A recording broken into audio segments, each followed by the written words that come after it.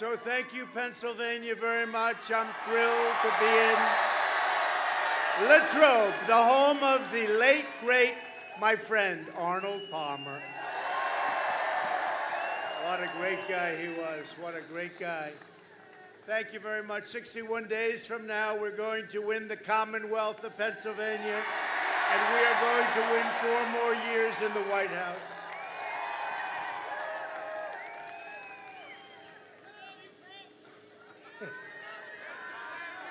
Joe Biden wants to surrender your jobs to China. You know that. His son walked out with a lot of money for doing nothing, right? He wants to surrender your nation to the radical left-wing mob. He's trying to change now. You know, he's saying that's not working because we're going up and he's dropping like a rock in water. And before the China virus, this election was over. Now I had to go back to work, and we've done a great job on it. We don't get the credit. We don't get the credit. We made a lot of governors look very good. But I will keep your jobs in America, and I'll bring rioters, looters, violent extremists, anarchists. We will bring them to justice. That's what we're doing right now.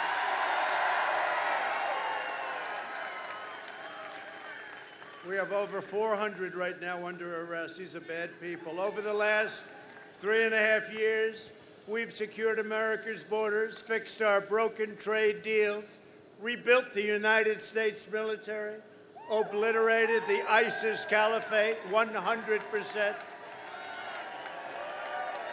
secured American energy independence, and built the single greatest economy in the history of the world. And now we're going to do it again. Have to do it again. Have to do it again. Got to do it again. And it's happening. You see what's happening. Job numbers, retail sale numbers are all at records. It's happening. It's happening very fast. It's actually happening in a super V. Not a V. It's a super V. And you'll see that. And big numbers are coming out and have come out. And just watch your set. Or watch your newspaper, read your newspaper. You're seeing numbers that, Congressman, we haven't seen those numbers ever before, actually. We've never seen them. And by the way, we have record stock markets. We have record everything. You're going to have an incredible economic year next year. Your stocks are going up. Your 401ks are through the roof. Had a little pause today. People wanted to take some profits, and probably somebody said something stupid along the way. But the stock market's at record levels. Think of it. In the hopefully rounding the turn on the pandemic, we're rounding that turn, and vaccines are coming along great. You know that the job that they've done, the doctors, everybody else, we're years ahead of schedule. Anybody else as president, you wouldn't be talking about vaccines for 2 or 3 years from now, I'll tell you right now. That I can tell you. Biden will never be able to protect your jobs or your family. He is a puppet of the socialists, Marxists, and the cop-hating extremists, and they are cop-hating. And we love our law enforcement. We love our law enforcement.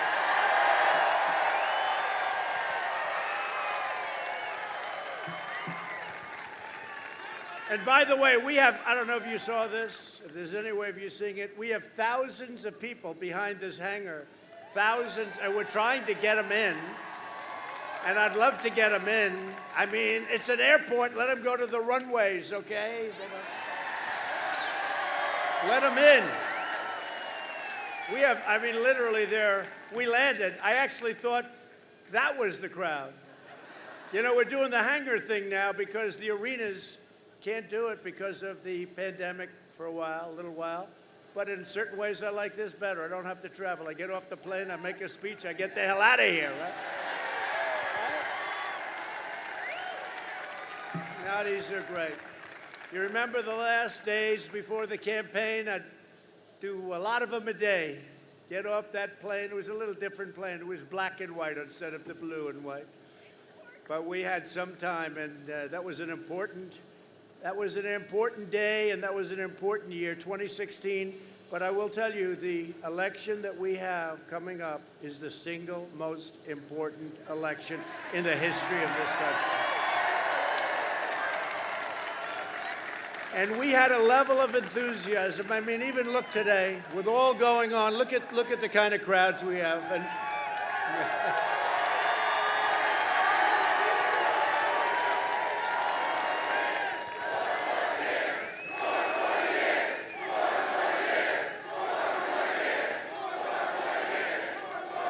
but we had record enthusiasm in 2016. By the way, was that the greatest evening ever? November. And now it's going to be November 3rd. And we'll keep it going, and we'll get it all like a tree. You move that tree, it takes a little while to plant, your tax cuts. They're going to raise your taxes. They're going to take away your guns. It's really, if you look. And, you know, they'll criticize me for saying this, the fake news media, which is back there.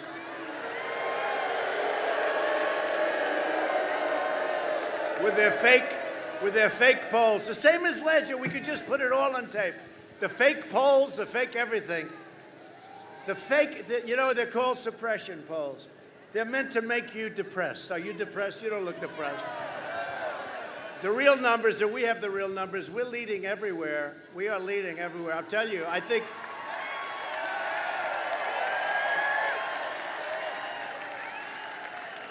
we're way ahead of what we were 4 years ago, and there's far more enthusiasm. Our base is bigger, it's stronger, and we've done the greatest job. Again, if we didn't get hit by the plague from China, this thing, we wouldn't have even, between us, I would have canceled, Mr. Congressman, most of the rallies. I wouldn't have needed a rally. That's a little bit unfair, but that's okay. That's what China's done to our nation. They've screwed us for a long time on a lot of different ways.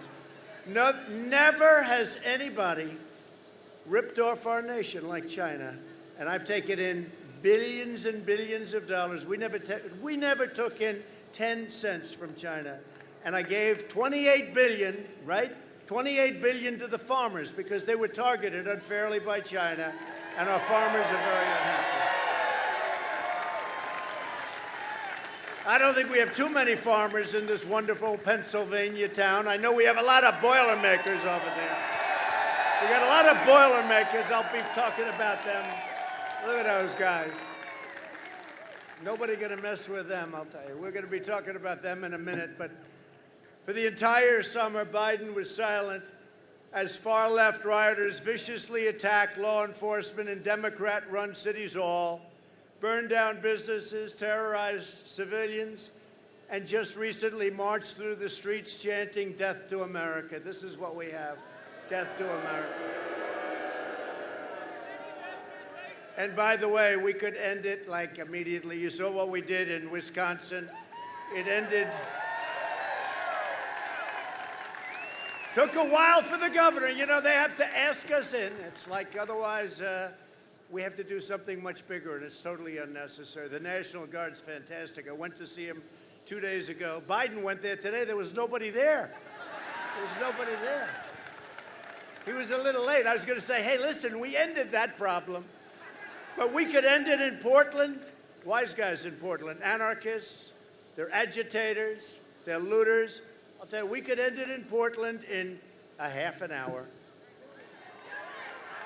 We did it in Seattle. We told them, we're coming in. You either end it or we're coming in. Congressman, we were going in the next day. We were all set. I was actually disappointed, to be honest. They ended it in Seattle. They took over 20% of the city. Do you believe this? And the mayor said, no, it's going to be a summer of love. These people are crazy. So we end them very quickly. We end them very quickly. And now what we're doing is we're holding back funds for cities that don't know what they're doing, where they allow crime to run rampant.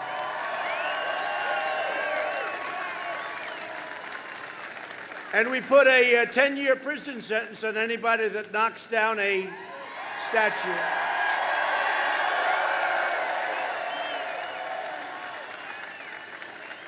I took out an old ordinance, a very old one, because today in Congress you don't get things like that. Today they think that You should just have no cash bail. You know, they do the no cash bail.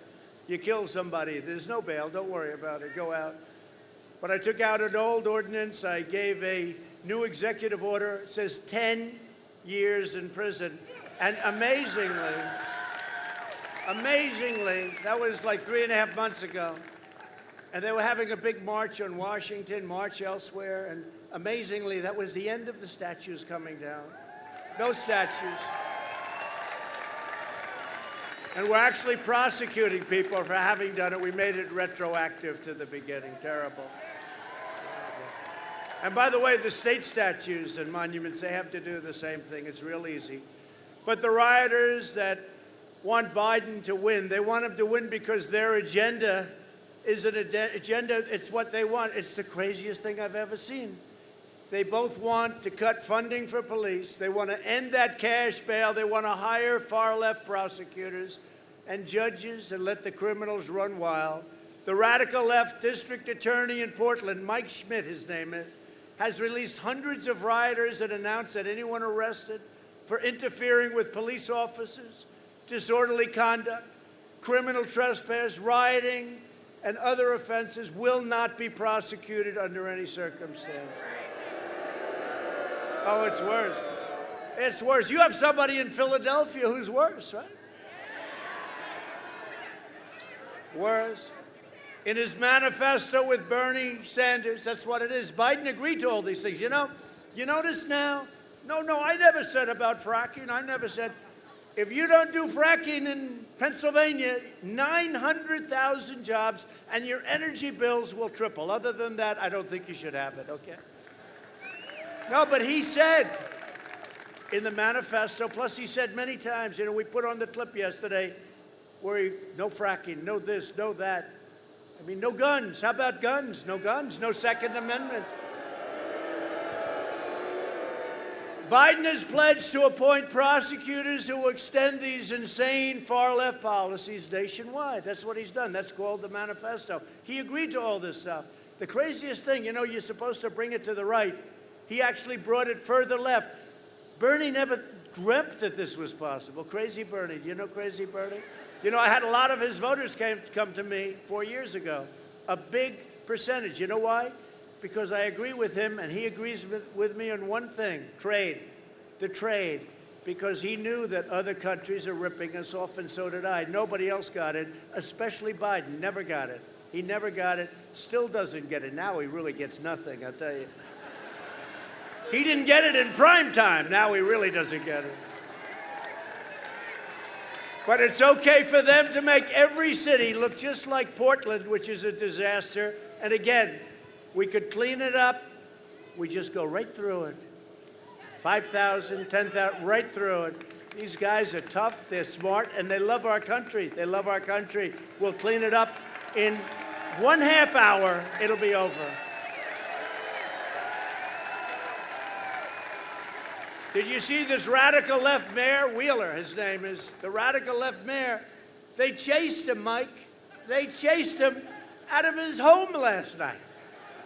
And all he does is be nice to them because they don't understand nice. They only understand one thing, strength. That's the only thing they understand. They don't understand nice. They chased him out of his home. Unbelievable. Biden's plan is to appease the domestic terrorists, and my plan is to arrest them and prosecute them.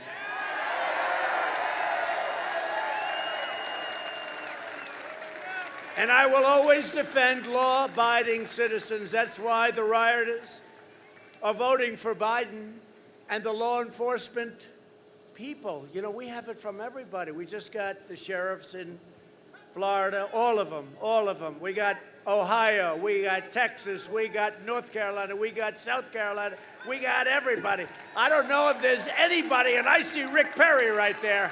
Rick Perry, what are you doing here, Rick? Rick Perry, one of the greats. But they're all voting for me. This election is about safety, and this election is about jobs. Today, I'm delighted to accept a very, very special endorsement from people I like. Sort of grew up with these people. I don't know what it is, the relationship we have with all of us. but I'm getting an endorsement tonight from some very, very special people. They work hard. They do great. We really put them back to work because this state was in trouble. And last year, you had the single greatest economic year in the history of your whole operation, right? Of your whole operation. You've never had anything like that. This has been your greatest. This has been, prior to the plague coming in, it's been the Commonwealth's greatest. Can we ever call the Commonwealth a state? You got two places. And you always have to say, well, wait a minute. Is this one a Commonwealth? Two places. You know what the other place is? Name it. Huh? That's right. How did you know that, Congressman? Huh? But this Commonwealth, it's a great Commonwealth. It's a great place. And the Boilermakers local union, it's local 154 of the Boilermakers, they chartered in Pittsburgh 125 years ago. None of you are around to see it. And it now represents members in Pennsylvania, Ohio, and West Virginia. And I want to thank John Hughes and the Boilermakers here today. It's a great honor to have you. Who's John? Where the hell is John? Stand up, John. John, we appreciate it. We appreciate it.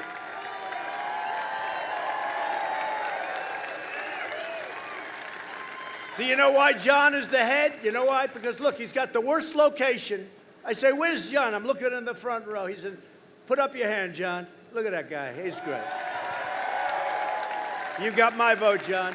Hey, Boilermakers, thank you. What a job you do. You're the heart of this country. You really are. Thank you very much. That's a great endorsement. That's a great endorsement.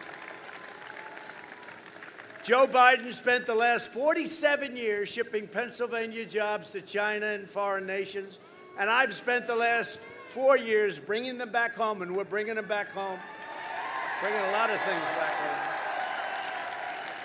I ended the last administration's 8-year pure war on Pennsylvania oil and coal and fracking and national. If you look at this, the natural gas, what they've done to this state, what they were doing to this state, it was sort of easy. I just opened it up and I said, do it.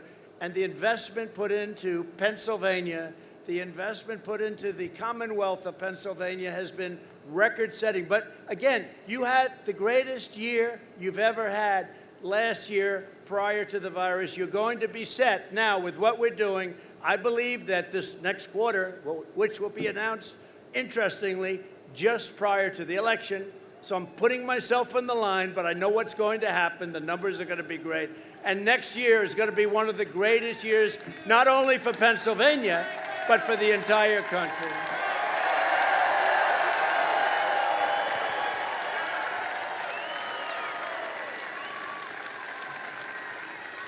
So Joe Hayden, we have a new one, Joe Hayden.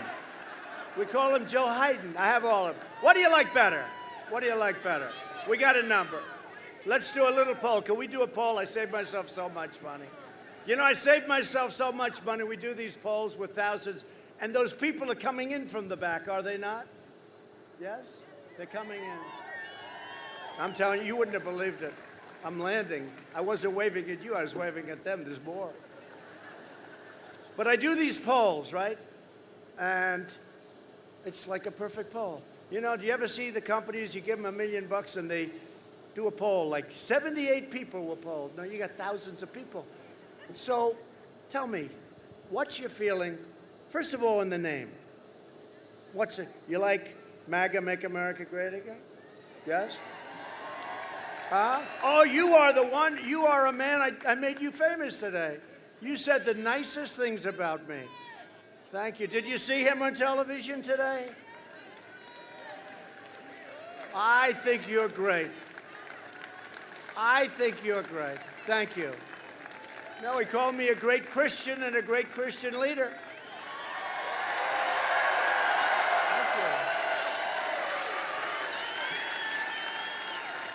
Thank you. But he did say I wasn't perfect, but that's okay. I said thank you anyway, right? No, that was really great. That was really great. But if you look at it, the things they've done, we're going to go through a couple of different polls as we go along because I love the people saying do this or do that. But one of the things I got you out of is this thing sounds so good, but it's so bad. It's a ripoff of our country, the so-called Paris Climate Accord. It's a disaster, a death sentence. It's a death sentence for your energy jobs. I took it out. I withdrew from that calamity. Biden pledged to reinstate it. It's going to cost you billions and billions of dollars. You know what it really is? It's a way of really taking advantage of the United States. That's what it is. Last year, I visited the Shell petrochemical plant in Beaver County. Anybody ever hear of Beaver County? Right? The largest investment in your state's history, all made possible by our pro-energy policies. Biden would wipe out that entire industry, killing the jobs of more than 600,000 Pennsylvania workers. It's probably 940,000, they say. Think of that. Also, prices and everything else. Now, Biden today came out and said, no, fracking's okay. It's okay. Did you see that? Fracking's okay. Because he was getting killed. And now he came out in favor of law enforcement. Look at all these handsome cops here. And a beautiful cop. No, but how can anybody believe it? He's totally against. At his speech and at the DNC, where we got much higher numbers than they did, but, you know, they put out that they did.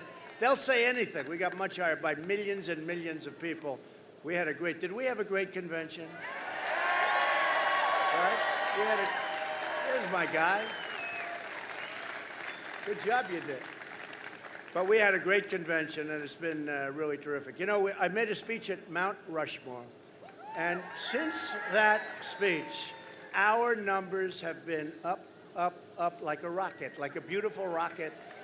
The Mount Rushmore speech. I said, you know, we're getting hit by this pandemic very unfairly in the sense that we've done such a good job with the ventilators, all of the things. You know, you've heard it 1,000 times. And we have to get back. And I made a speech in really a great place, South Dakota, but it was Mount Rushmore. You know, they want to blow it up. You know, they want to take off Mount Rushmore. If you would see how beautiful this is, it was like this perfect evening. The sun was setting. The faces of these great, majestic heroes of our country, right? Heroes of our country.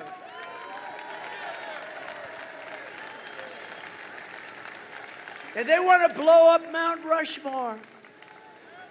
But how about this one? The Democrats yesterday came out with a plan. Did you see it?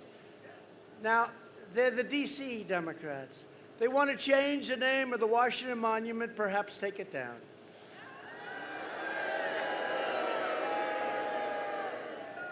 Thomas Jefferson, pretty good Thomas Jefferson, right? You could forget about ever hearing that name again. Abraham Lincoln, you could forget about it. They want to take down all statues, all monuments in Washington. We have some of your greatest people right here. Let me not even talk to the congressman. The heck with the congressman, the Boilermakers. How do you like the idea of taking down our statues to our great George Washington, Thomas Jefferson, Abraham Lincoln, Andrew Jackson, all of them? I don't think the Boilermakers. You'll do a ring around Washington, right? Along with Christopher Columbus. He's in big trouble, I'll tell you. Except there was a group of great Italians in New York. They tried to take down Christopher Columbus statue in New York. You saw what happened, right? These Italians formed a little circle. They say, come on. The agitators decided to leave. Let's get out of here, darling. They protected Christopher Columbus. The Italians aren't big on taking down Christopher Columbus. You take down those statues, you can forget about the Italian vote. Do we agree? But they protected it. When asked in a debate if there would be any place for fossil fuels, including coal, and fracking, and natural gas, and so many things that really fire up these big plants where many of you work, and they produce, just millions and millions of jobs throughout our country, Biden said, no, we would absolutely not allow anything like that. we would make sure it's totally eliminated. That's what he said. He said, we would make sure it's totally eliminated or eliminated. Now he's coming and saying, this isn't working too well. This isn't working. You know, I made a speech a week ago in Texas. We had crowds that were unbelievable. On the highways, you can't get in, but the highways, it's like incredible. You could sell your ticket tonight for a lot of money. Go to eBay. Even as a used ticket, you could probably sell. But you go down the highways and you see it. And I was thinking in Texas, I'm making a speech in front of, obviously, people that like oil. They like God. And you know what else they like? They like their Second Amendment, right? So think about it. So whether it's Pennsylvania or Texas or Oklahoma or North Dakota or any place, you take a look at this, right? And no oil, no guns, no God. I don't think George Washington running with Abraham Lincoln as his VP, he'll pick Abraham Lincoln as VP, is going to win in Texas or in Pennsylvania or any place else with those three things eliminated. That's what they want to do. They want to take away your Second Amendment. If I weren't president, you would either have an obliterated Second Amendment or it would be gone entirely. I am standing between them and your Second Amendment, and that's it. That's it. They know.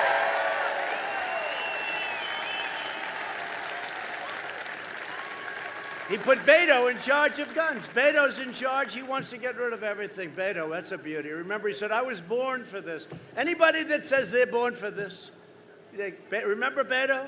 He was on the cover of a magazine. I won't mention the magazine. They're back there. It's a total phony magazine. But he was on the cover of the magazine. And he said, I was born to run for president. He was born for it. I was born. Anybody that gets that carried away, that was when he was doing well. Since then, he's cratered. Ever since he made that statement, he's looked very bad. But take a look at what he says about guns. And he got put in charge of guns. So I guess Biden pretty soon is going to be coming out saying, no, I never said that. Check out all of the statement he's made on everything. And now he's going the opposite way. But he's agreed to the manifesto entirely, so maybe he'll do that, and then he figures later on he'll go, but everything he said is right, because he has no control over what's happening. The radical left has captured the party. They even elected a person that nobody ever heard of, a senator, it's been a while, against a young, good-looking Kennedy by 10 points in Massachusetts. Did you know Kennedy lost in Massachusetts? You know why? Because he wasn't a radical left. He was like a semi-normal person, just slightly left. No, but think of it.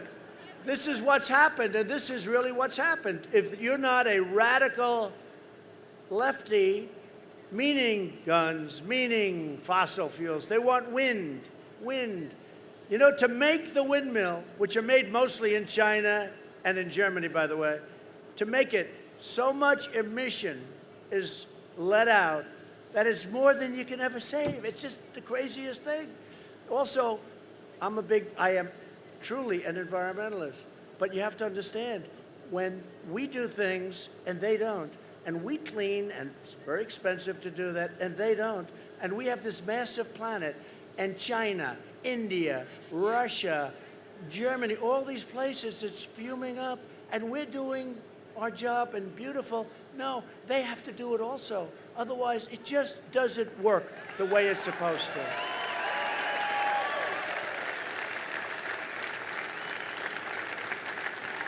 They want to ban straws. Has anybody ever tried those paper straws? They're not working too good, right? They want to ban straws. I said, well, you know, I've had a couple of meals at McDonald's, etc., over the years, right? Wendy's, a friend of mine owns Wendy's. I'll give it a plug, right? Burger King. So they want to ban straws. I said, oh, really? What about the carton? What about the plate? What about the knives and the spoons that are plastic? Oh, they're okay. But the straws we got to ban. Has anybody ever tried? Seriously, the new straw, it's made out of paper, right? It disintegrates as you're drinking. If you have a nice tie like this tie, this would have no chance. By the time you get finished, the straw is totally disintegrated. Does anybody walk around with a plastic straw? Because it's not bad. You know, you whip it out, boom, boom. You never had to do that. When asked whether he would be willing to destroy the jobs of hundreds of thousands of blue-collar workers to push his anti-energy agenda, you know what the answer is, right? It's the Green New Deal, right? This Green New Deal. This was made up by people that don't get it. Either that or people that just don't like our country very much. But Biden replied, yes, he'll get rid of those jobs. And he famously told a voter, I want you to look in my eyes when he's not wearing the mask, because I've never seen a man that liked a mask. Look, I'm all for it. We have a big weekend, distance on the weekend and all of that stuff, and wear your mask when you're close together in particular, and wash your hands, all those things. We have Labor Day weekend coming up. But did you ever see a man that likes a mask as much as him? And then he makes a speech, and he always has it, not always, but a lot of times he has it hanging down, because you know what? It gives him a feeling of security. If I were a psychiatrist, right? No, I'd say this guy's got some big issues. Hanging down. Hanging down. Congressman, give me your mask. I want to have it hanging from my ear. I don't want to touch your damn mask. Mike, I'll never touch your mask. No, but the new one is, I went for a physical. The doctor said to me, sir, would you like to go over to Walter Reed? It's incredible. By the way, the job they do on people that have been just really hurt are heroes. And the job they do is incredible. But he, sir, would you like to go over and do a physical? You have some time. You know why I had time? Some deal. Oh, it was China. I decided not to see China because they didn't like the way they were doing business, okay? Does that make sense? So the doctor, White House doctor, highly respected, Sean Conley. Sir, would you like to go over and do your physical, do a piece of it or finish it or whatever it was, but do a physical? I said, I don't know. I'm not in love with the idea. Well, if you do it, we don't have to do it. So, okay, let's go. Come on. So we went. And we're driving. Now, you have to understand there are like, 100 cars. You see what happens here. It's like the plane times 50. So the cars are driving all over. It's about a 20-minute drive. And we get to the hospital. I get out. I was there probably for an hour and a half, 2 hours. And then yesterday I read that I had strokes. CNN, fake news CNN right there.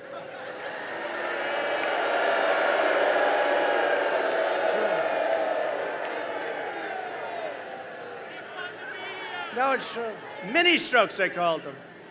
I don't know what a mini stroke is, but it's not good. And there could be a day, and I'll admit, I said, hey, it happens to all of us, right? Except these young ones, it's never going to happen to them. They're not looking at that. But you know what happens? But nothing happened. So I went in. I did that part of the physical. The end result was he's very healthy. They're very unhappy when they heard that result. And what you don't remember is when this took place, it was a long time ago. They just started up because they want to try and get me to be in Biden's physical level. They viewed me as being somebody that's, I go around, hey, last week, this week, Texas, North Carolina, Florida, South Carolina, back to Washington, let's go here, let's go there, let's go everywhere, meetings all the time. I think I've answered more questions from these maniacs than any president in history.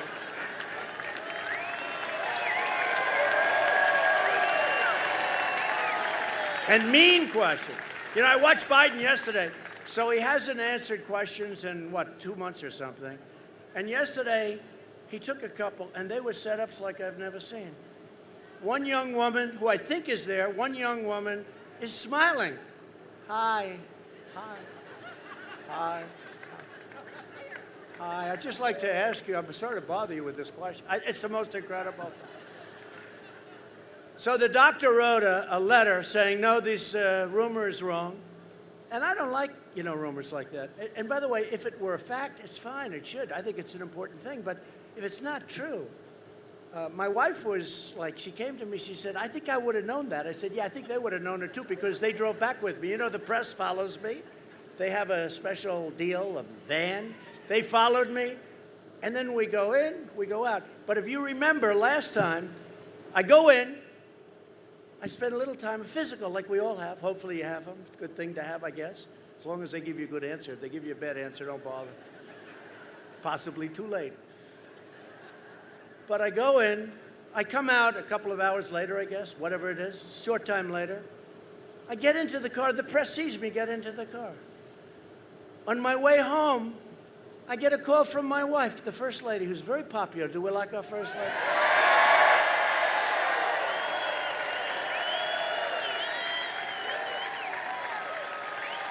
Yeah.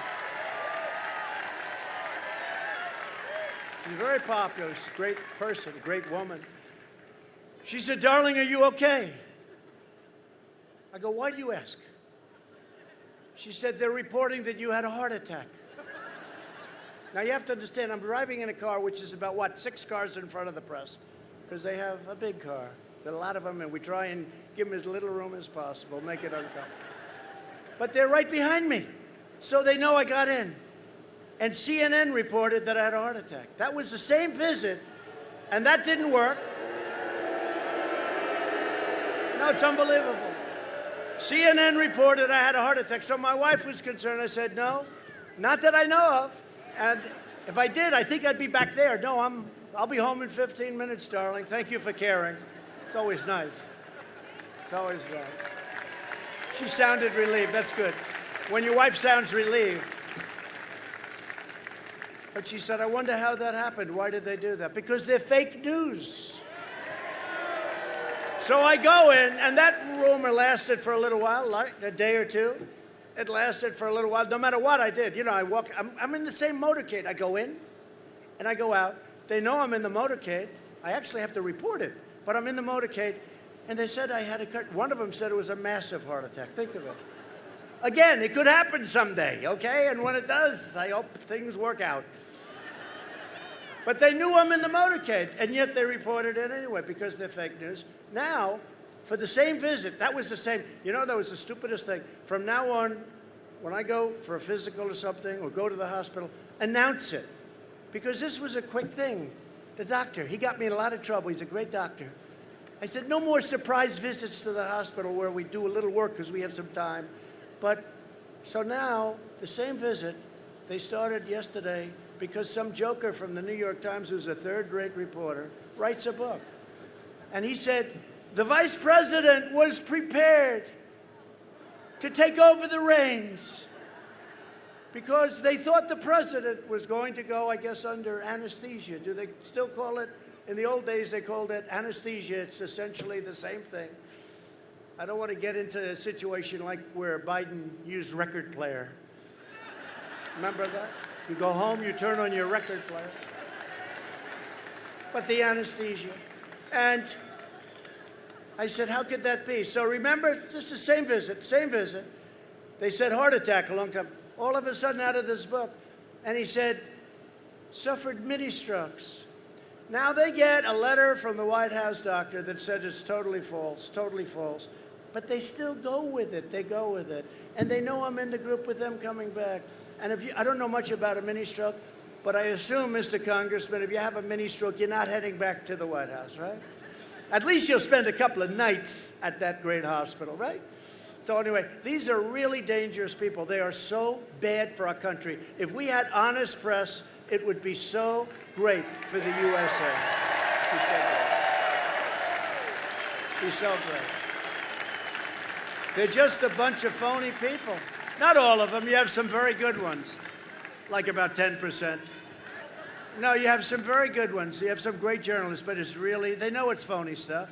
They're doing anything they can to get this sleepy guy into the White House, and I just don't think the public is going to fall for it. I don't think the public is going to fall for it. You know, in his best days, 25, 30 years ago, he was weak. He was weak as a senator. He was weak. He was not known as being one of the smart ones, and now it's not exactly prime time. I can tell you that. I just want to announce tonight, because we're joined with some very, very special warriors, and Dan Muser. Dan, thank you very much. Great job you're doing. Dan, congressman. These are congressmen who have really been warriors for me. They really have been. Thank you very much, Dan. Fred Keller. Fred, thank you. Great job, Fred. The great John Joyce. Great. Thank you, John. Guy Reschenthaler. Do you know him? Guy Reschenthaler. What are you doing over there? What happened? You don't get along with these guys, huh? Oh, okay. That's good. Now I understand. That's good. Glenn Thompson. Great job. Great job, Glenn. Really great. And a real good friend of mine right from the beginning, right, Mike? You know, we were in Pennsylvania, and a friend of ours, a congressman long-term, right, from Kentucky. No, from actually Tennessee. Came up to us. I was getting ready to make a speech, and Tennessee has very early voting. Remember what he said? This was 4 years ago. He said, I don't know what's happening in Pennsylvania. I don't know what's happening in the rest of the country. But if what's going on in the rest of the country is like what's going on in Tennessee, he said, they're coming from the hills, the roadsides, the rivers. He said, they're coming. People that never really cared to vote. They're great Americans, but they never wanted to vote for the people that they would see. He said, they're miles long. They've got Trump here, Trump hats, Trump pins, right? Tennessee. Duncan. Right? Congressman Duncan, right? Remember that, Mike?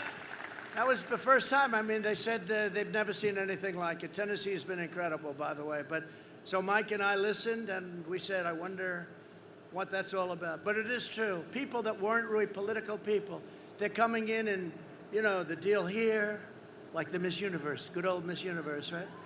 Like this.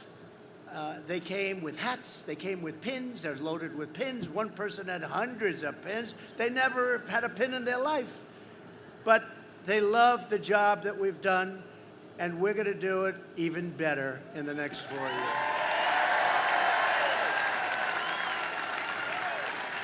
Another great friend of mine is a tough cookie and a great congressman, but unfortunately, he's a former because he's just, I don't know, he's just a special guy and really has a big, beautiful heart. Lou Barletta. Lou, thank you. You look good, Lou. Why don't you run again, Lou? Run. And a man who's tough. You know, there's this guy, you ever hear of a guy named Connor Lamb? He's like a lamb. So we heard, you know, because he's in sort of a Trumpy area, right? And we heard that he's going to be for Trump, and he's going to be fighting for Trump. And, you know, I saw some of his commercials. I thought he was a Republican, right?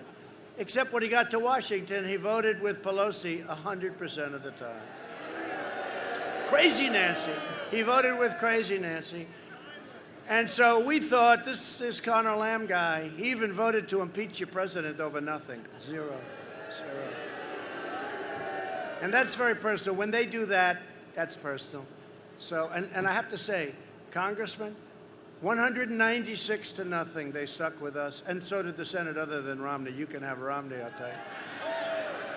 Romney couldn't be elected dog catcher in Utah right now. Although he gave me a half a vote. It was 52.5 to a half.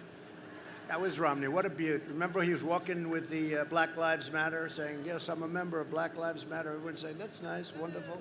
He had a lot of masks on, I'll tell you that. But we did a great job. We had a great, it was an amazing thing. But this Connor Lamb was out there fighting it, and he shouldn't have done that. And we have somebody that blows him away. He's more of a hero. He's tougher. He's stronger. He's smarter. He's better looking, not that that matters. You know, under the Me Too generation, I don't talk about looks anymore. Looks don't matter. Doesn't make any difference. I don't talk about looks. Me Too. Me Too generation. But I'll tell you, this man is something special. He's a real hero, a real tough guy, and he'll never let you down. Sean Parnell.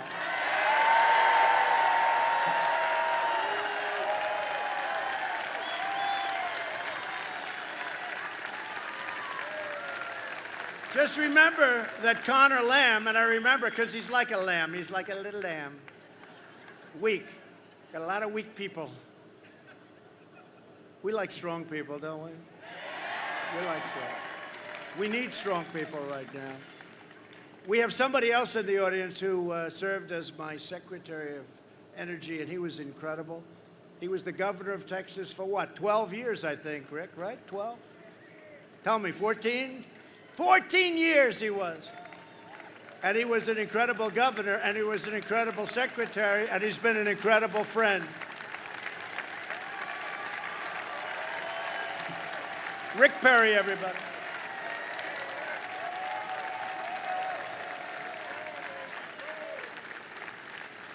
There was nobody that got into the race tougher than Rick. What he said about me, I'll never repeat again. Even my own family didn't like me when he got finished. And when he decided that I would be the one, he got out. And there's nobody that said better things about me. But you're great, Rick, and you did a fantastic job. Every place you've been great. Thank you very much. Rick Perry. Thank you. Hey, Rick, how are we doing in Texas? Huh? We had a poll today in Georgia. You know, they say Georgia's going to be close. Well, this was a poll that hates Trump, and we're up 7. That was the same thing happened last time, right? You know, they use the words in play. Georgia's in play, they say. Georgia's in play. Well, we're up 7, and this is a poll that truly hates us, okay? But they did the last time. Didn't they say last time that Texas was in play? And then it was 8 o'clock, the polls closed, and they only announce if you're way ahead. So they say the polls have closed in the great state of Texas. Donald Trump has won the great state of Texas. And I kept hearing it was in play.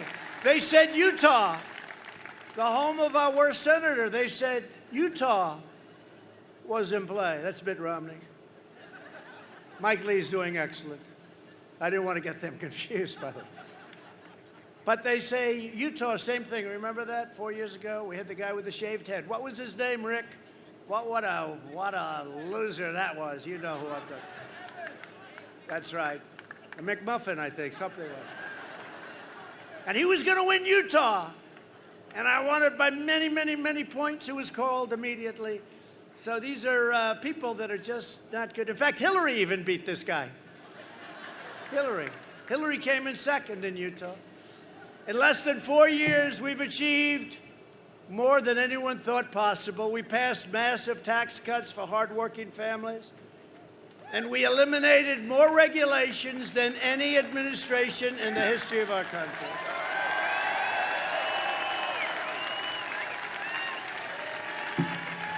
I saved the U.S. auto industry by withdrawing from the last administration's job-killing catastrophe known as the Trans-Pacific Partnership. It would have been a catastrophe. Not only for autos, by the way, for everything else, too.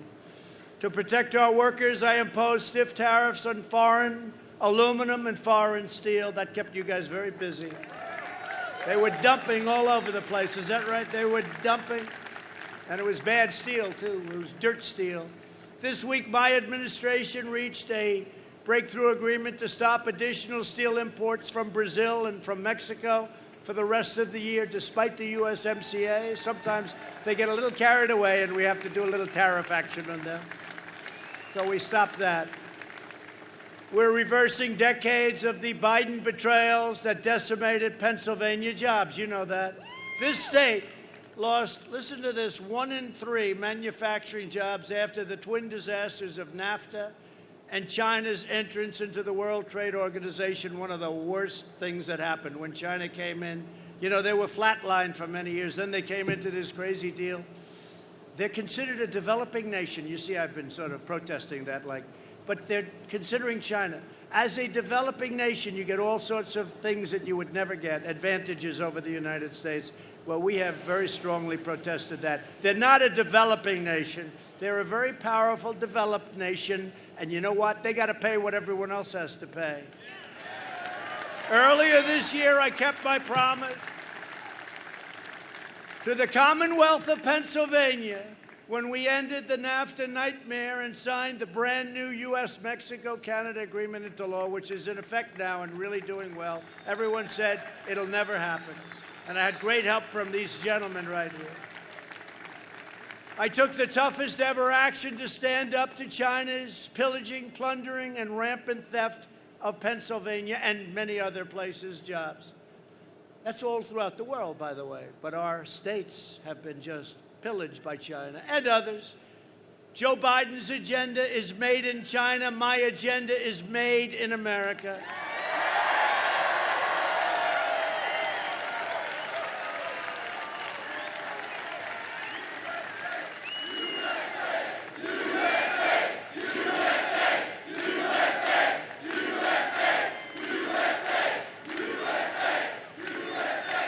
After years and years of rebuilding other countries, we are finally rebuilding our country. It's called America First.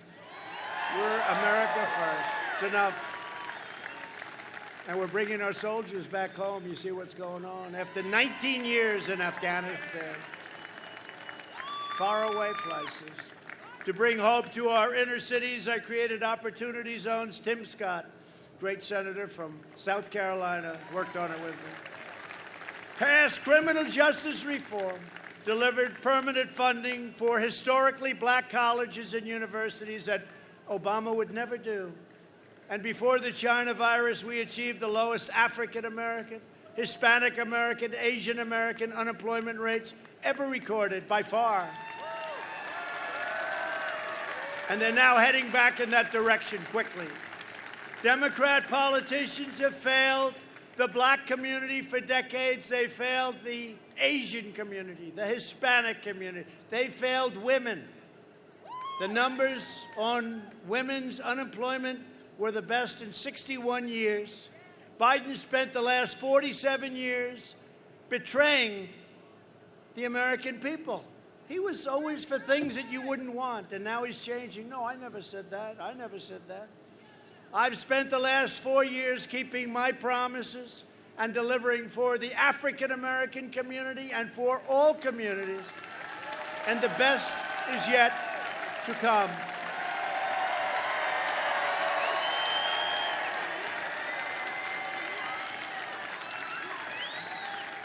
Perhaps in no area have our opponents more thoroughly betrayed working families of all backgrounds than on the subject of immigration. You know, we've been fighting for that. Under my administration, we achieved the most secure border in American history.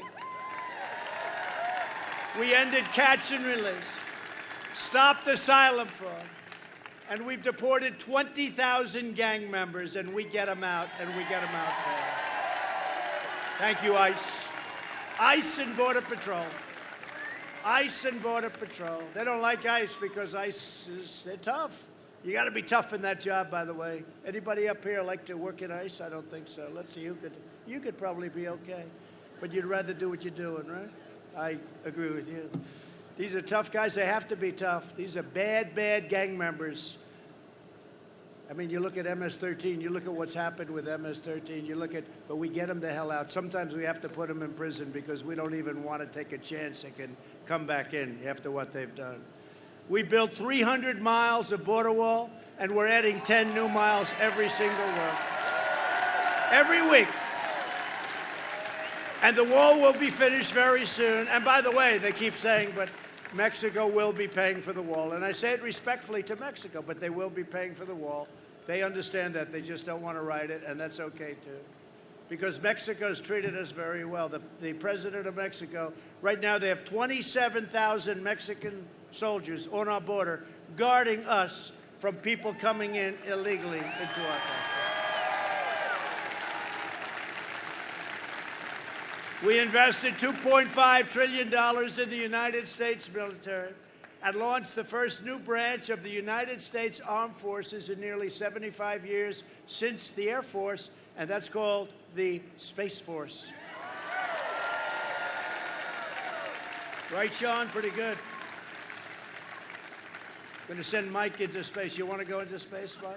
Our great congressman. But think of that. You know, we created a new branch of the United States. That alone, if you had that alone. But then you add judges, all the other things. We passed VA choice and VA accountability. So now, instead of waiting for a week, 2 weeks, 5 weeks, 9 weeks to see a doctor, you don't have a doctor, you go right out, you get a private doctor, we pay the bill, and our great veterans get better quickly. And accountability. We keep people accountable for the way they treat our veterans. And if they don't treat them well, we say, sorry, you're fired, get out. No, we couldn't fire anybody. We had sadists, we had thieves, we had some very bad people in the VA, and they're all gone. Thank you. I love you too. Thank you. Thank you. Such friendly voices. Right, beautiful. Only in Pennsylvania, right? Thank you. I withdrew from the last administration's disastrous Iran nuclear deal. Think of this. Obama paid $150 billion for a short-term deal. He gave $1.8 billion in cash. You ever see $1 million like at a casino floor or something in $100 bills? It's a lot. It's like the size of this, right? Now think $1.8 billion. How did you guys allow that to happen? Huh? They said we all voted against it. I kept my promise, recognized the true capital of Israel.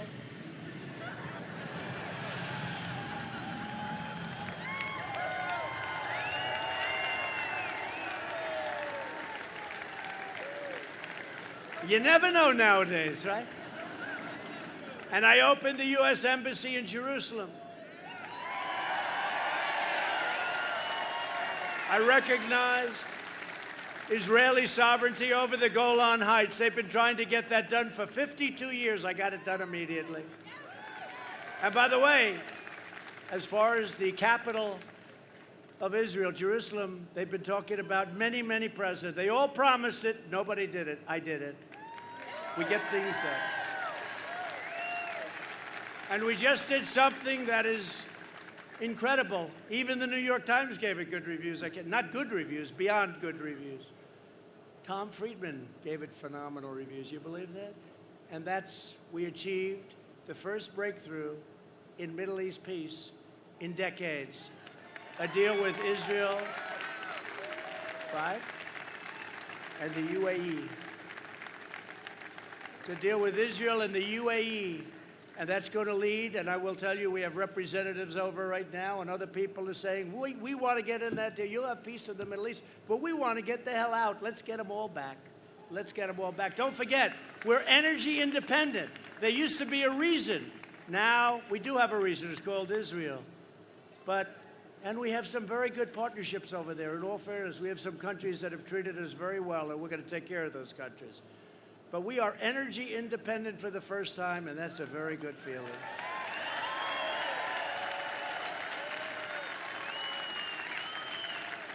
And our military has never been stronger than it is now. It's new and it's beautiful. And I told you, we took over 100% of the ISIS caliphate in Iraq and Syria, and we killed the founder and leader of ISIS, al-Baghdadi.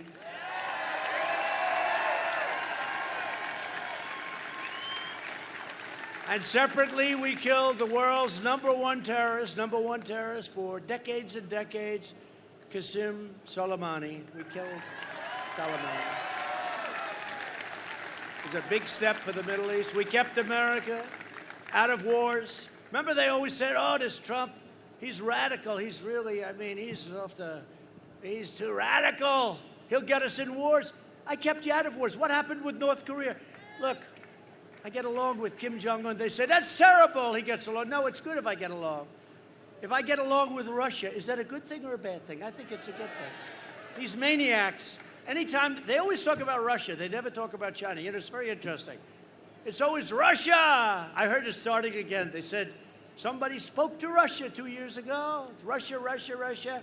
This total maniac, Shifty Schiff, he's a total maniac.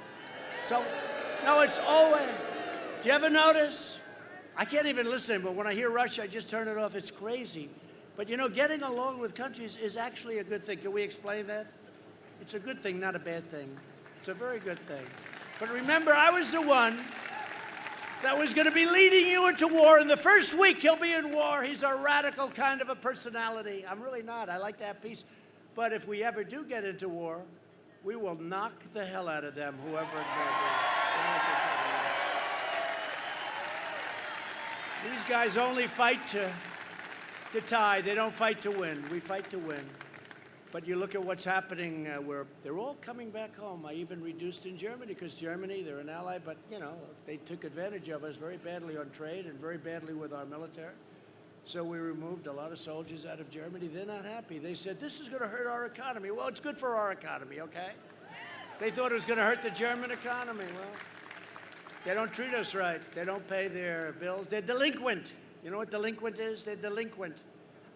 They don't pay their bills. We protect them. They don't pay their bills. We got to do something. And they treat us horribly on trade through the European Union, which basically they run.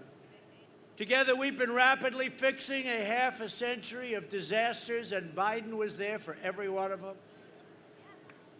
Joe Biden supported NAFTA, China's entry into the world trade.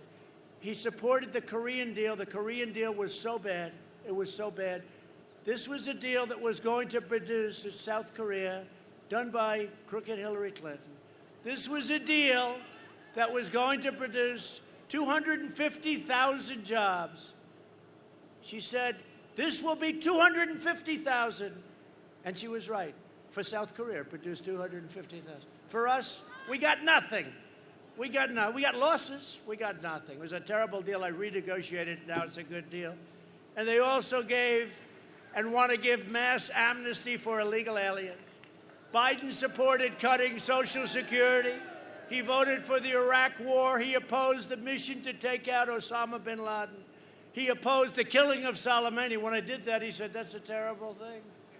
That's a terrible thing. Everybody in the Middle East, they couldn't believe it. They celebrated, some of them quite quietly, I must add. He oversaw the rise of ISIS, and he cheered the rise of China as a positive development for America and the entire world. Remember that? Now he's trying to say, well, I can be tough on China, too. No, he can't. China owns him. China owns Sleepy Joe. He's not going to be tough on China. And he said all these wonderful things, and then all of a sudden his poll numbers started going down. How about law enforcement? He's like so bad. In his entire convention, they didn't even mention. And by the way, something else they did that I think is terrible, really terrible. The words under God, right? Right?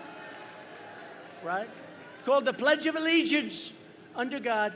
He left those two words out twice at their caucus, which is part of their convention. But that's where they're coming from. He's trying to say, oh, well, we didn't do this. And then we gave it to him and he sort of shut up. But then 2 days later, he's saying it didn't happen. They lie. And these mail-in ballots are a disgrace, and they know it. Sign your mail-in ballot, okay? You sign it and send it in, and then you have to follow it. And if on election day or early voting, that is not tabulated and counted, you go vote. And then if for some reason after that, it shouldn't take that long, it comes in, they're not going to be able to tabulate it because you will have voted. But you have to make sure your vote counts, because the only way they're going to beat us is by doing that kind of stuff. I'm trying to be nice. I'm trying to be nice. They want to send out, Congressman, 80 million ballots. Now, there have been many races over the last year where they've done this, and they've been a disaster. You look at New York, they had a congressional race, not a very good congresswoman, very untalented. I know her well. I lived in New York. She's not got much going. They have no idea what the vote is. I think 20% of the ballots were missing. And then they declared her the winner. And the other guy's saying, what about me? He's not too happy, her opponent. You look at what happened in Paterson, New Jersey. You look at what happened in Virginia. You look at what happened. There's not a race. And these are small. These are easy to control. Now they want to send out 80 million unsolicited. I like it much better. They used to say universal. They used to say live ballots. I like the word unsolicited and solicited. Solicited's okay, because that's when you're asking and you want it, then you send in the necessary paperwork and documentation, and you get the ballot and you fill it out. That's okay. But you can't, this whole thing with the unsolicited. Unsolicited means you're sitting there. You know, we have a big enthusiasm edge. But when they throw these things in your face, and the lists are inaccurate, and people are dead, and dogs have gotten ballots, they have. Dogs have gotten ballots. And they know I'm right, and everybody knows I'm right, and they say I'm right behind the closed doors, and it's a disgrace what they do to our country. 80 million unsolicited ballots, people that had no idea, people that weren't going to vote, in all fairness. It's really unfair because our people have enthusiasm. They're going out to vote. They're all going out to vote. Everybody here going to vote? Everybody? But they have no enthusiasm. I said, so that's unfair. That guy walks and then he'll have somebody knock on the door, say, listen, would like your ballot. I don't want to vote. I don't care about Biden. I'm a Democrat. I don't care about this guy. Well, look, where is it? Here, take it. Blah, blah, blah.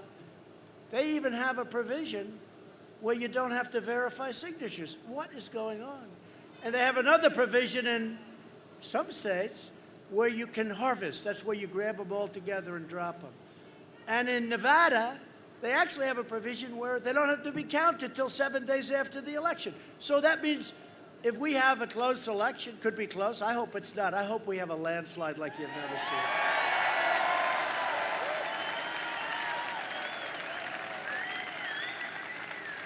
But if we have a close election, that means Nevada has the right to, and I love Nevada. I think we're going to win Nevada, except where they're sending all these hundreds of thousands, millions of unsolicited ballots to people in Nevada and people that probably left a long time ago. It's very unfair. It's a very unfair. But think of it.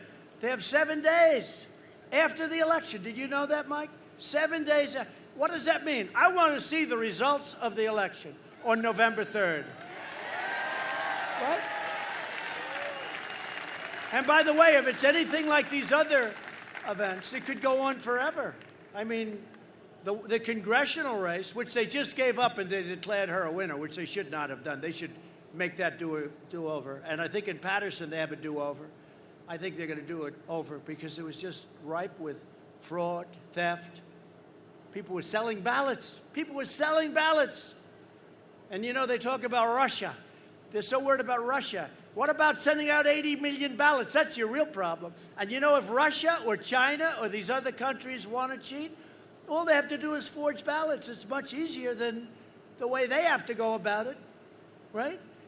So we have to put pressure on these people. Now, the good news is we have a lot of court cases. We have one in Pennsylvania. You know that, right?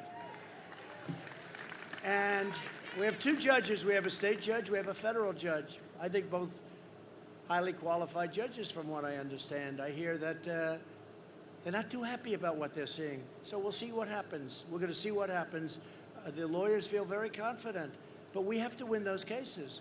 But what you have to do is send in your early ballot and then go and make sure that ballot is tabulated or counted. And if it's not counted, vote. And then they have the job, if it comes in late, and if it's not too late, they have the job of making sure that they don't count it. But follow that ballot, because these people, they'll be lost, they'll be gone. The numbers are incredible, where they're 25 and 30% off, 20% off. Follow your ballot. When I banned travel from China, Biden called it hysterical and xenophobic. If we had listened to Sleepy Joe, hundreds of thousands of more Americans would have died. You know that. You know, he always gets up today. COVID-19, COVID-19. I said, Joe, look, we got a country, and I agree with that, and we've done a hell of a job. We've done a hell of a job. If you look at some of our numbers. But you got to start talking about the economy. And you got to start talking your place. I mean, this is when you look at Pennsylvania, you're in a shutdown. You have a governor that has you shut down. Right? That's right. I didn't even think about it. You have a governor that has you shut down. That's right. And almost all states are open. And frankly, their numbers are very good. You look at Florida's now way down. Arizona, which had a spike, way down. California, Texas is going way down. They're all way down. You haven't even opened up the great Commonwealth. Well, you have the same thing in North Carolina. And you have the same thing in Michigan. What she's doing to Michigan is sad. And you know, You have death with a shutdown. You have depression. You have drugs and alcohol. You have sickness. You have loss of jobs and people. You have suicides. Don't even think about it. But you have suicides. You have a tremendous. Actually, at this stage, we did the right thing. We closed the country down. We studied it. We learned about it. We know the susceptible are old people, senior citizens, nursing homes, people that are old, especially if they have heart problems or if they have diabetes. We know that. We learned it. And we opened it up. But the problem, these shutdowns are causing much bigger problems. You remember my original statement, right? The cure can't be greater. You know, it was an original statement that a lot of people picked up, but it's so true. You have to open up this Commonwealth. It has to be opened up. It has to be opened up now. But here's what I think they're doing.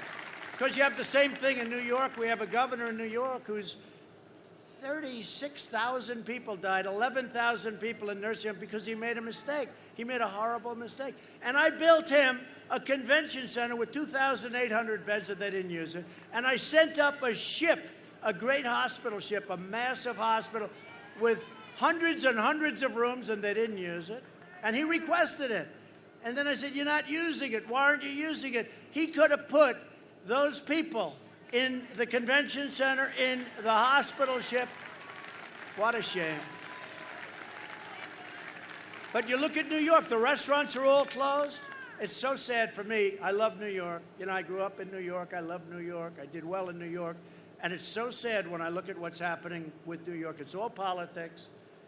If you kill somebody, they don't prosecute you, but they go after political enemies. It's a terrible, what's happening in New York is a terrible thing.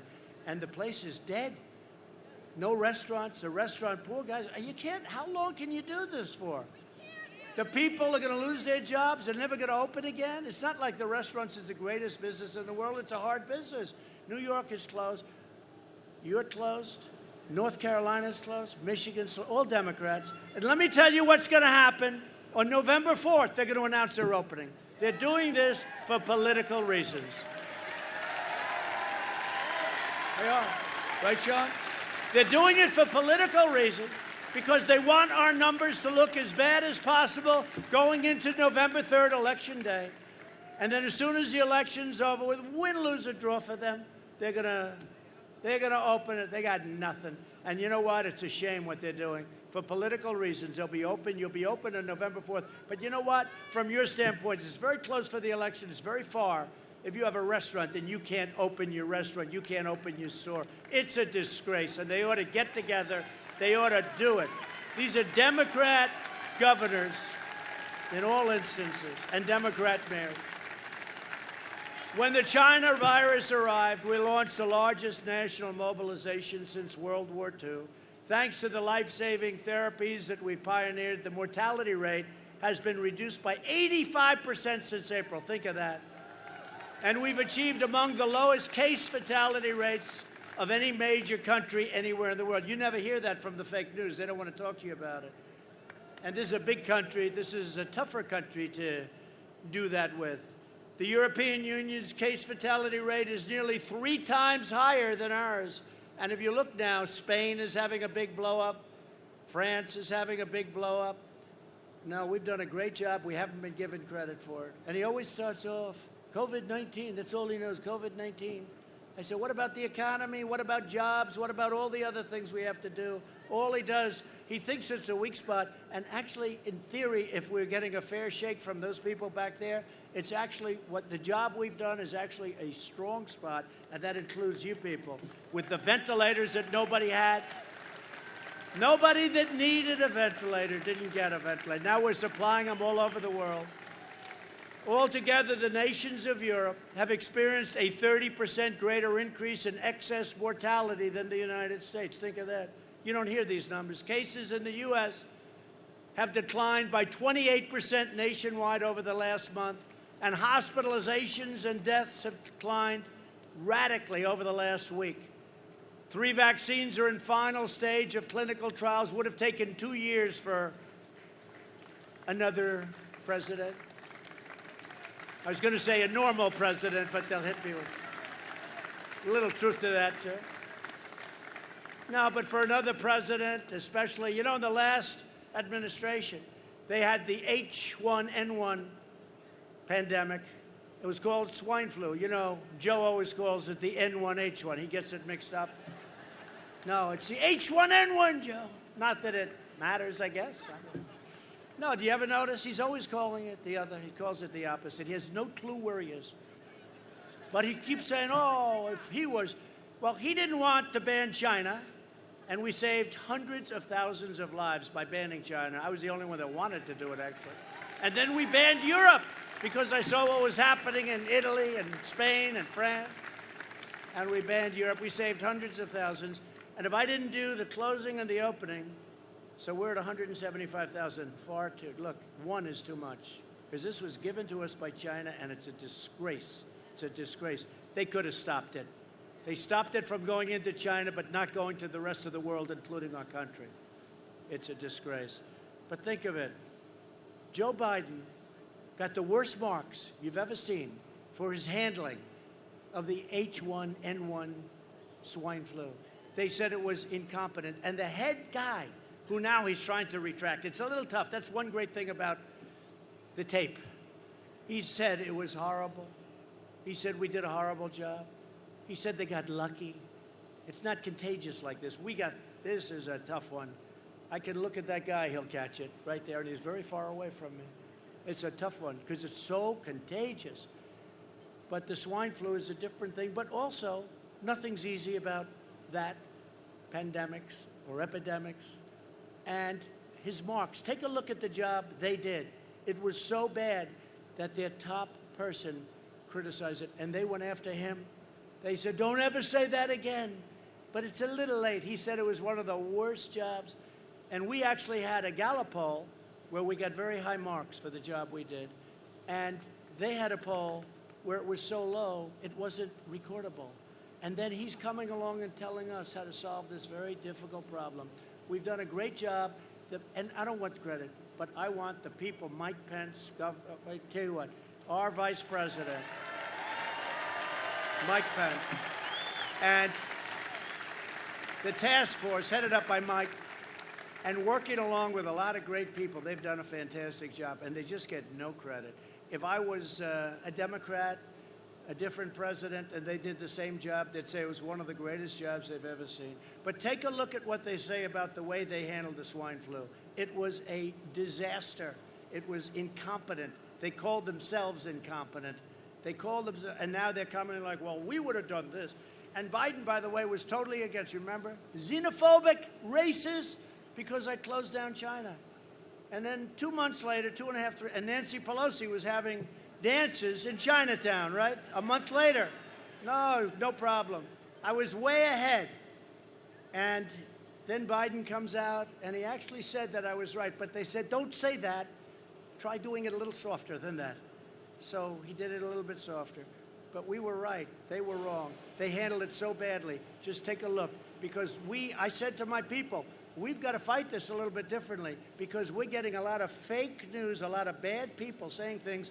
And you look at the stats and you look at how we've done compared to really much easier and much smaller countries. It's amazing. And if you took New York out of it, which was a disaster by Cuomo, if you took New York out of those numbers, we would have numbers that would be even better than they are. I could read numbers that would be even much better because a big percentage of the people that died in this country died because New York was incompetently run by Mayor de Blasio and Governor Cuomo.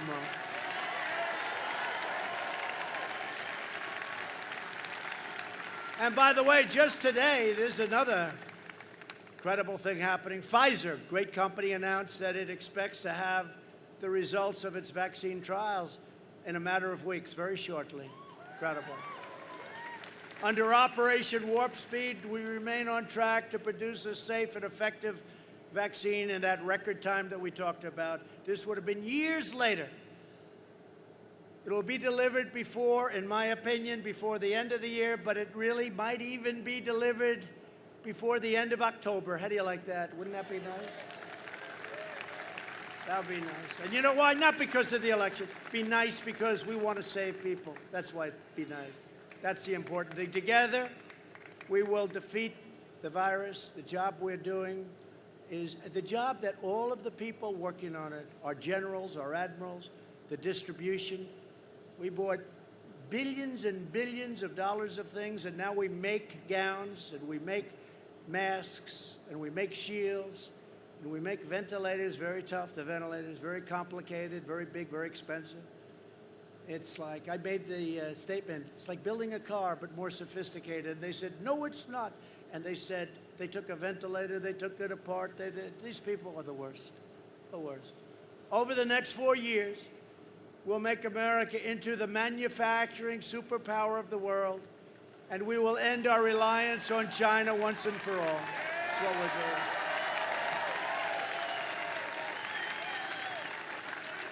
And let me just tell you something. If they didn't waste a year and a half of my life on a ridiculous impeachment based on a phone call that was perfect, this stuff would have all been done. It would have all been done. Really. It would have all been done. And yet, with all of this stuff, the fake Russia witch hunt, the fake Ukraine, how about that? Did anybody read the transcript of that call? It was a perfect call. Hey, congratulations, good luck. It was like a perfect call. Now they'll take it back and they'll say, well, I don't know.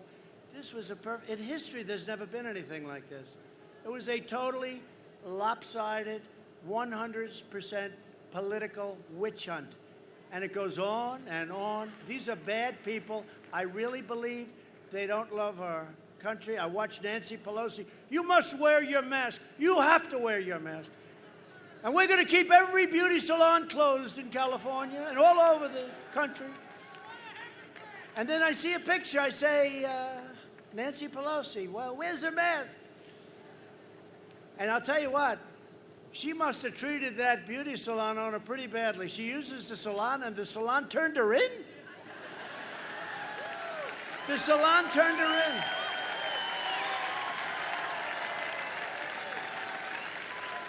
I don't think I would have turned her in. I would have said, well, you know, she's a customer. I got to take care of my customers, right? But she made them open, and the salon turned her in, and the salon did business with her. How much do they hate Nancy Pelosi? Look at her. And then she made a terrible mistake, because you want people that can't be set up. She said, I was set up by the salon owner. I was set up. I said, tell me she didn't say that, please. So I just put out that if she was set up, then she shouldn't be leading the House of Representatives. I want the salon owner to lead the House of Representatives because she set up, think of it, she set up the Speaker of the House. That was a big mistake. As soon as I heard, she said, well, she set me up. Nancy, you're not supposed to get set up. You're representing our country. You know what she should have done, honestly? She should have said, I made a mistake, sorry. And nobody would be talking about it. This is like the biggest story. This is the big, crazy Nancy. Highly overrated person, let me just say. She is a highly overrated person. They give her such good play. She is a highly overrated person. Look, they just turned off a camera because they don't want me saying that.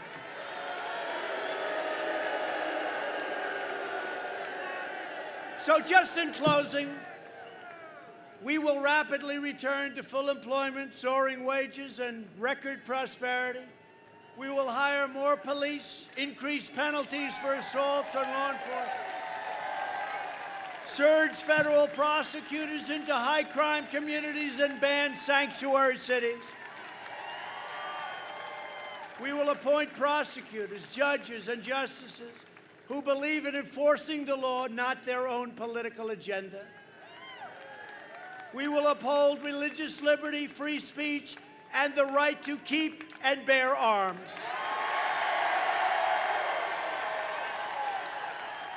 We will strike down terrorists who threaten our citizens. We will not let them threaten our citizens. And we will keep America out of endless foreign wars. We will end surprise medical billing. We don't want surprise medical billing. You know what happens. It's terrible. But we have ended it. And also, we've signed something that's incredible. You're going to see. Some people say it's bigger than health care, and I signed it. Unfortunately, it takes place on January 1st. You better elect me. You better elect me. It's called price transparency.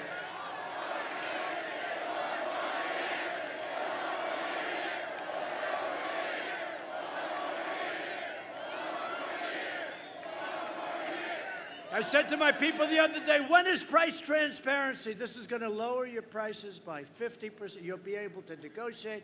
You'll be able to do things you're not even allowed to do now with hospitals, with doctors. You get better doctors. You get lower prices. I said, when does it start? And it's a complicated, I was fought. You have no idea. Right, fellas? You were fought too. But they fought me on this. Price transparency, it's bigger than health care. Could be bigger than health care. But I said, when does it start? They said, sir, we have it all set. When? January 1st. I said, I better win this election. It's true. Because you're going to see some unbelievable price reductions. And that includes on drugs. Because we're reducing health insurance premiums massively, and the cost of prescription drugs went down the first time in 51 years last year. But now it's going to go down very big because we did a favored nations laws. And I see the drug companies they're killing me with ads. They have nothing but cash. They have nothing but money. And they're spending because they can't believe. You know, Germany and other countries pay much less than we do. And we want to have, what we have to have is we have to have a comparison of prices. And that's what it is called, favored nations laws. I instituted a favorite. So if we're paying $2.50 for a pill, and some nation is paying 10 cents for the same exact pill from the same factory, right? We get the 10-cent price. So what's going to happen? That'll go up. Ours will come way down. They can't believe it. The drug companies can't believe. And I will tell you, Mark Meadows is here, our chief of staff. Where's Mark? They want to negotiate. We signed it. It's all done. They want to negotiate, and they are negotiating. So let's see what happens. But we're going to get you cuts on prescription drugs, the likes of which you've never seen. We'll protect Medicare and Social Security. They will not be able to protect it. It will always protect patients with pre-existing conditions, always.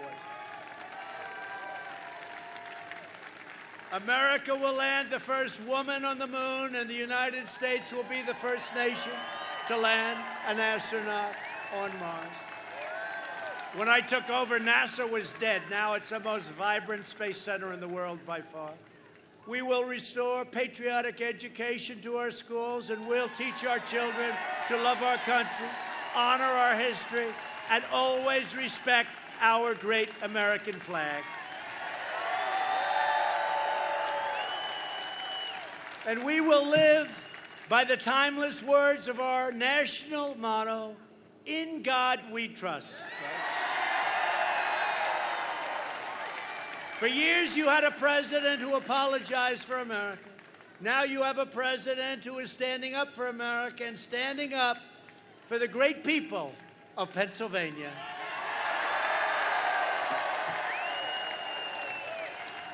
From Pittsburgh to Harrisburg, from Erie to Easton, and from Bethlehem to right here in Arnold Palmer's beloved Latrobe. I love Arnold Palmer. Arnold, where are you? We love Arnold. There was only one Arnold. We stand on the shoulders of Pennsylvania patriots who gave their blood, sweat, and tears for this beloved nation. Pennsylvania is the state where our founding fathers declared American independence, right? Declared American independence. Add the word Commonwealth in there. This way they won't criticize. It's where the Army weathered its brutal winter at Valley Forge, and where General George Washington, who, by the way, they want all of the name Washington removed from everything. I haven't been keeping up with it. What did he do? George Washington, they want the name off, Congressman. Are we okay, Sean? I don't think you like that idea too much. George Washington, they want his name off everything. But we'll keep it. I promise you this. As long as you have cancel culture, you better have a strong president. Cancel culture. George Washington, can you believe it? But he led his men on a daring mission across the Delaware. This is the Commonwealth where our Union was saved by the heroes of Gettysburg and where generations of tough, strong Pennsylvania workers mined the coal, worked the railroads, forged the steel that made America into the greatest and most powerful nation in the history of the world.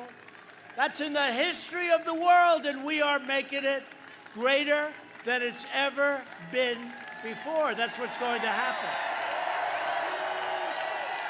Proud citizens like you help build this country. And together we are taking back our country from these very, very deranged people. We are returning power to you, the American people. With your help and your devotion and your drive, we are going to keep on working. We are going to keep on fighting. And we are going to keep on winning, winning, winning.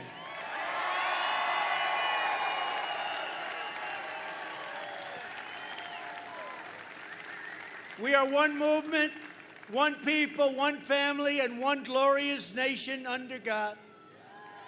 America will soon be thriving like never before. Next year will be the greatest economic year in the history of our country.